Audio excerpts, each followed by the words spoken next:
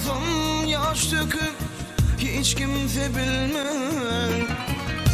Allah'tan bir şeren men sana dilerim. Birdensiz dünyada yaşasın gelmez. Sennedir umuyordum, sanadır zalim. Kavul kıl dilerim, bağışeyle varım. Geçmesin armağanı, akmırda ömrüm. Hiç sana koşulman, geldiğim bolmam.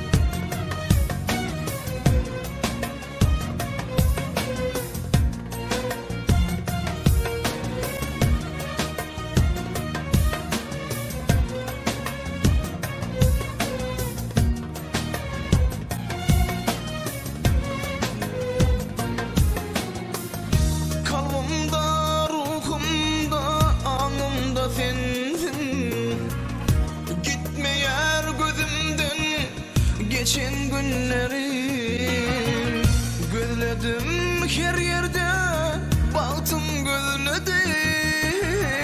İntizar gözlerim hiç vakti vermez.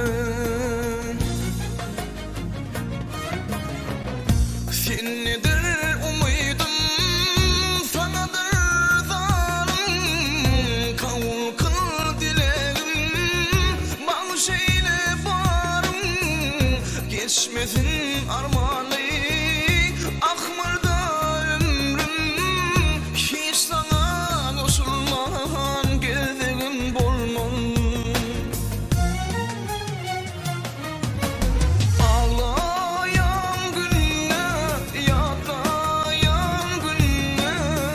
Niçin beni harap, sinayan böyle.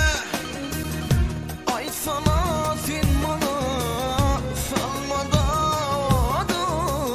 Ne yazık günem var, kıynayan böyle.